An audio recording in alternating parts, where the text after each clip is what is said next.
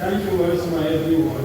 It's good that we are talking about tax shifting, tax sharing policy.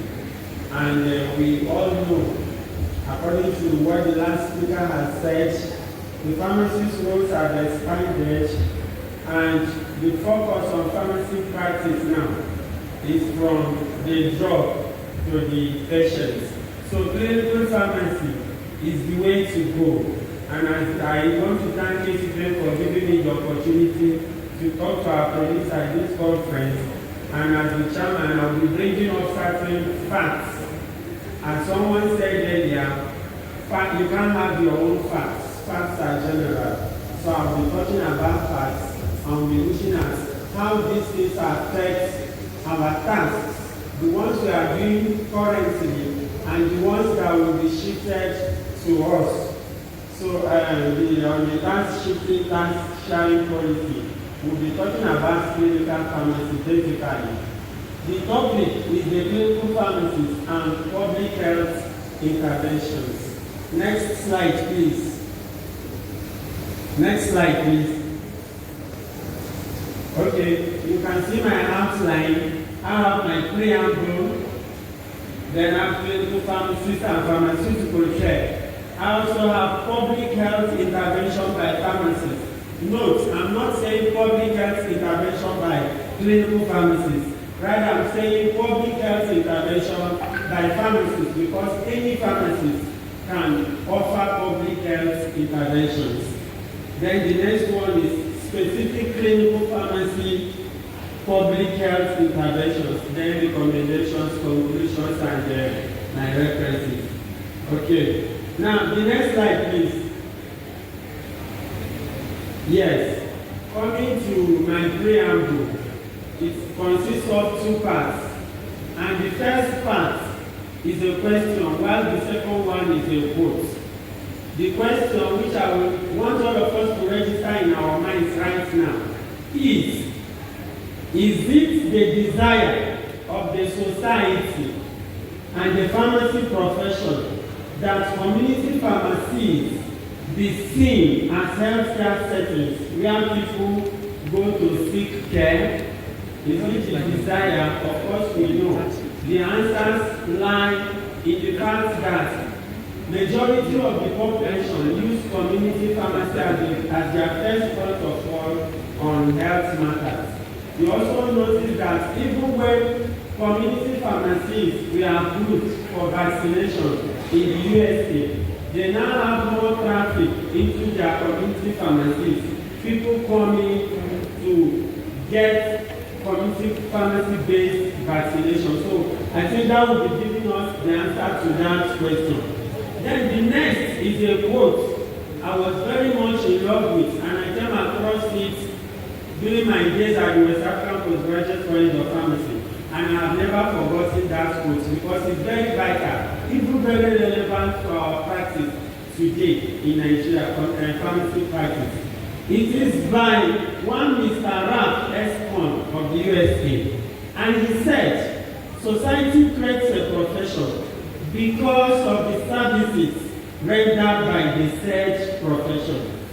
Such a profession will only live so long as it renders the services expected by the society that created it. Therefore, a profession is a trust and privilege given by the society to render a specialized service. If the profession refuses to recognize its responsibility or exploit its trust, then society will find other means of acquiring the necessary services. Pharmacy profession will live so long as she recognizes that she has a responsibility to offer some services to the society. It's all about the society. It's not about we, the pharmacists. And so when we go about complaining, the better medicine dealers, the ones, the dropouts are doing our destiny. I think it's because we have not exploited our trust and privilege. She's telling me 5 minutes. Okay, Madam, is it the whole law? All right. Please, next slide, please. I will try to do my best. Definition, who is a clinical pharmacist? Because that's part of the topic. A clinical pharmacist is globally and broadly defined as a patient-oriented, disease-oriented, drug-oriented, and interdisciplinarily oriented. That means, apart from being an expert on drugs, the clinical pharmacist also has some extensive training on patient care, diseases, and other interdisciplinary healthcare relationships. These are the qualifications that can make one a clinical pharmacist. Between PharmD, fellowship, board certification, and PhD in clinical pharmacy. We all know that we do clinical pharmacy in school, in the B-Pharm curriculum. But that does not make anyone a clinical pharmacist, except to have this before it can be designated as a clinical pharmacist. You can be designated as a clinical pharmacist. But remember I said something. Public health interventions can be done by any person. And it's because we all do clinical pharmacy as a course during our B-Pharm curriculum. Just like the MBBS or physicians do surgery during their time in MBBS degree. But they cannot be called surgeons until they have certain relevant skills or qualifications. I would say that PharmD or LPharm produces what is called generalist clinical pharmacists. Whereas something like residency, board certification, or fellowship will give specialist clinical pharmacists. PhD in clinical pharmacy is more about research clinical pharmacy. Next slide, please. Next slide, please. Clinical pharmacy does not exist without pharmaceutical care. And pharmaceutical care, according to FIP, is the responsible provision of drug therapy for the purpose of achieving definite outcomes that improves or maintains the patient's way of life. Pharmaceutical care itself is designed to promote health, prevent disease, monitor, initiate, and modify medication use to ensure that drug therapy regimens are safe, effective, and appropriate. Next slide, please. Next slide. All these skills. Now, I want to talk a little bit on clinical pharmacy requirements. The clinical pharmacy, if you look at this, these are the things that are put into the clinical pharmacy. You must have a sound knowledge of drug therapy. You must have a sound knowledge of non-drug therapy. You must have a sound knowledge of diseases. So it's not all about saying maybe we are clinical pharmacy. If you see sometimes some colleagues, when you are talking about pathology and pathophysiology of diseases, they say no, this is not for pharmacists. You cannot be a sound clinical pharmacist if you don't have all these skills. Because we manage diseases and you cannot manage what you don't, including physical assessment skills, laboratory tests and laboratory diagnostic skills. The clinical pharmacist is not a diagnostician, but is aware of the general methods of diagnosis. And that is why patient assessment, for instance, is a core aspect of all clinical pharmacy programs. So all this is we help the clinical pharmacists to detect, prevent, categorize, or resolve actual and other drug therapy problems. Next slide, please. They are telling me my time is almost up. Next slide, please. Next slide, yes. According to American Public Health Association, these are the things that the clinical pharmacy, chronic disease management, and pharmacotherapy and the rest of them. Next slide. Next slide. Next slide. Let me have the next slide too. Okay. These are what pharmacists are involved in doing. Clinical pharmacists. I keep on saying clinical pharmacists because when we look at the literature, in many other parts of the world, you keep on hearing clinical pharmacy. But in Nigeria, they hardly bring it. And as we are talking about that shifting tax sharing policy, I had the opportunity of going through the documents which the Federal Ministry of Health is trying to prepare. In that document, the Federal Ministry of Health is giving pharmacists the opportunity to treat conditions like hypertension and diabetes at the community pharmacy. But the Federal Ministry of Health, or those designing that, are saying that the pharmacists cannot assess the patient. This shows that they are not very much aware of the curriculum of pharmacy practice or clinical pharmacy practice.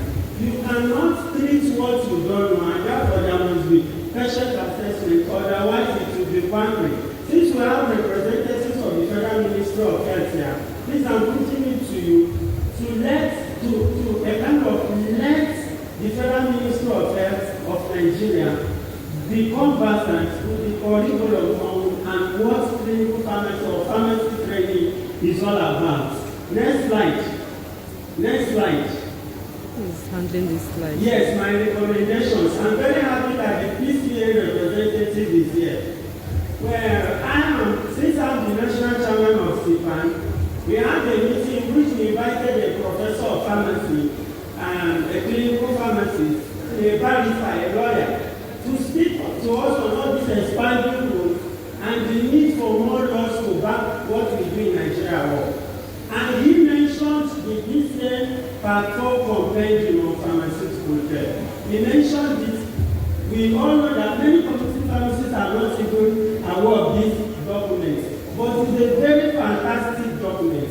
I want to recommend to ACPN to make it, let all community pharmacists be aware of this compendium. But what the barrister is saying is that it should be gazetted. Because even though the PCA is a parastatal of the Federal Ministry of Health, is established by law, certain things may happen, and you cannot quote this document because it's not gazetted. But once it's gazetted, all the things we do, CPR, management of minor illness and whatever, if there is any problem, it can be quoted as a legal document. Then NAFDAC, we are recommending that NAFDAC should classify all drugs in Nigeria to capture the class of pharmacy-only medicine in line with the national drug policy. This has been in the national drug policy even since the year 2003. In fact, the former NAFDAC was mandated to classify all the drugs by the year 2008, and it was not done. But let NAFDAC do that. And then I want to remind us that now the ACPN in particular, I'm recommending that they work with CPAN. There is a lot of things that community pharmacists do. We do not emphasize the professional aspect, rather we emphasize the trade aspect of the business, and that is not true for primary health care. That will not make people to come. Pharmacists will call their clients customers. That is a business name. Pharmacists will call where they do their services shop. And when people call the shop, they will not correct it. Even pharmacists in hospital will talk about costing drugs, rather than talking about prescription evaluation. Many pharmacists will say, I'm going to buy drugs, rather than saying, I'm going to order drugs. I believe we all read the pharmacy laws of Nigeria, and the pharmacist is permitted, is the one of the powers given to us is to order drugs, not to buy drugs, not my shop, not my customer. The use of language makes it very, very important. ACPN, I'm recommending that you help in sponsoring bills, including bills that will grant pharmacists prescribing powers in this country. This is the only way we can help our patients in public health. Pharmacists and nurses are prescribing in other places. What are we waiting for? Is it only cannabis that we'll be talking about?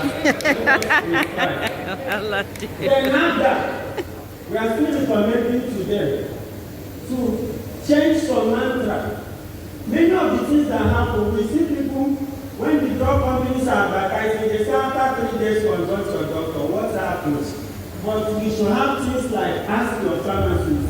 If you have what is it called, well woman, or men's spa in your pharmacy, or whatever, you will see things like ask the pharmacist boldly written. The public should go to the pharmacist to get the drug first. It's the pharmacist that they should ask. After 3 days, they can still consult their pharmacist or their physician. And on that note, I want to say thank you very much for giving me the opportunity.